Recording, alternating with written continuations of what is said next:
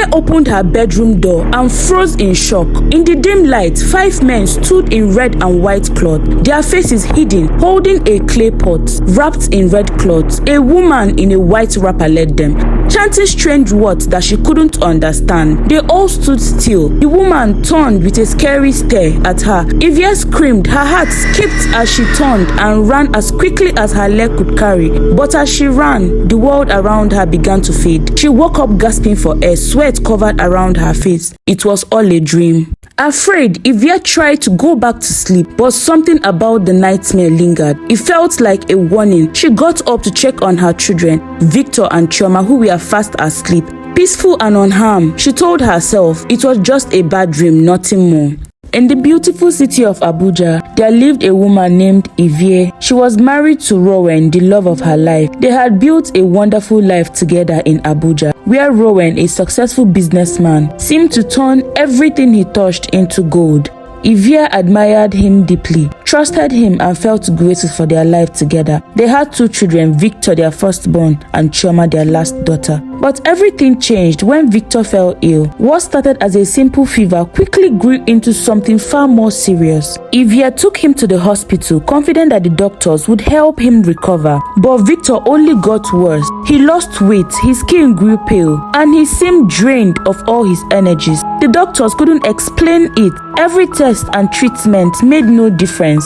Ivie's instincts told her something was terribly wrong, something beyond ordinary illness. But every time she suggested alternative treatment, Rowan, her husband, would dismiss her, insisting it was just a matter of time until their son recovered. Rowan became gradually distant, avoiding eye contact with her as Victor's condition worsened. He would leave late at night, claiming he had businesses to attend to. But when Ivie questioned him, he became irritated, calling her paranoid and a nag. She laid awake, wondering why he seemed more focused on his job than their son, whose health is failing. One night, Ivie had another disturbing dream, one where she lost both of her children. She woke up feeling unease and prayed and tried to go back to sleep, but then the nightmare continues. Every night she slept, she saw men in red and white and strange symbols. Desperate for answer, Ivie did something she never thought she would do.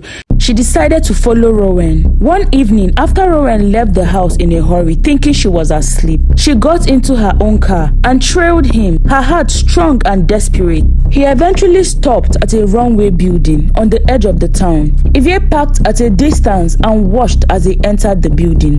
She followed him up, and as he entered, she saw the faint glow of candlelight from the windows. Peeking through, she was shocked to see men dressed in red and white, just like in her dream, holding the same red wrapped clay pot. She could hardly believe her eyes. Her husband was standing among them, part of the group she had seen in her nightmare. She left without making a sound. The next morning, Rowan returned home, acting as if nothing had happened. Ivie's trust was shattered. She was left with questions she was afraid to ask.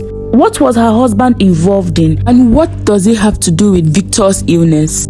Desperate and anxious for answers, Ivie confided in her close friend Flora. Flora, her childhood friend, has been with her through thick and thin. She listened quietly and then suggested that Ivie visit a traditional healer outside of town. Though skeptical, Ivie was willing to try anything to save her son. Flora went ahead and gave her the address of the healer's place. Ivie set out alongside with her daughter Chioma. When she arrived at the healer's place, she was shocked to see Rowan. Her heart sank. She tried to back away. At that moment, Ivie received a call from the doctor. Madam, I am sorry to announce this to you. Your son Victor passed away 5 minutes ago. Moment, Ivie's world shattered, but Rowan laughed and continued. Your friend Flora told me everything, he said with a weird smile. Flora, your friend, came to our house one evening. I told her you weren't around, but she insisted she wanted to see me instead. She said you told her that I was a ritualist. I am the one after Victor and Chioma's life. She said you told her that my money keeps growing, which made you scared. Now it all made sense to you why I am an orphan, that I possibly used my parents and siblings.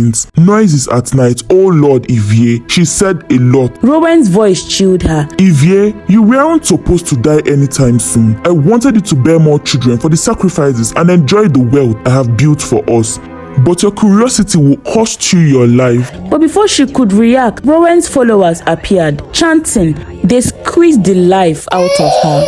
Chioma immediately started crying, and Rowan went to her and told her, "My daughter, don't worry, it wouldn't hurt. Close your eyes." And they drained every iota of life from her body. To cover his tracks, Rowan staged an accident, and the world believed it. When Flora, Ivie's friend, heard of it, she felt both sorrow and joy. She saw an opportunity to get close to Rowan, the man she had secretly desired. She began visiting him more, comforting him, and in no time they became close. In a few months, he proposed to her, and she quickly and joyfully accepted. It was the happiest day of her life. She said to herself in low tune, "Finally, I have taken my rightful place." Eventually, they got married. Years passed, and Flora had 4 children with Rowan, each of whom died mysteriously. When she became pregnant with her 5th child, she was overwhelmed with fear. She finally understood Ivie's worries about Rowan's life and the darkness surrounding his wealth. Now, she was too deeply entangled to live. At that point, she felt guilty for everything she did to her friend. She believed that even if she cannot be redeemed, at least her child will. In desperation, she went to church hoping for redemption and a way to save her unborn child. There, she met Father Alfred, an understanding priest. Flora poured out her heart, confessing everything about Rowan, the rituals, her children, and what she did to her best friend. Father Alfred listened quietly, then placed a comforting hand on her shoulders. "Some battles are unforeseen, but we must face them with faith and courage," he told her. He led her to a small altar and prayed over her, placing blessed water on her forehead. He gave her a crucifix and urged her to keep it close. "This will protect you and your child, but you must confront the darkness yourself." Feeling a newfound strength, Flora went home, ready to face Rowan. That evening, she sat down in the living room, waiting for Rowan. Immediately he stepped in. She confronted him with so much anger. "Rowan, you tricked me. You killed Ivie and her children. Now our children, all for your selfish wealth." Rowan's face turned dark. "Flora, you chose this life. You wanted to enjoy the wealth you never worked for. All I did was for us, for our success. Wealth doesn't come without a price." Flora held up the crucifix and began to pray. She prayed like she had never prayed before. Rowan screamed in pain, clutching his head and screaming. Flora took her chance and ran, holding the crucifix tightly. Rowan's shout echoed through the house as Flora hurried down to the door. Just as she reached the door, a powerful force seemed to grip Flora, holding her back. Rowan appeared at the top of the stairs. His face was filled with anger as he chanted words she couldn't understand, words that seemed to darken the air around her. When Flora remembered the priest's word and held onto the crucifix tightly, chanting prayers under her breath, the darkness around her began to fade. She felt the grip loosen.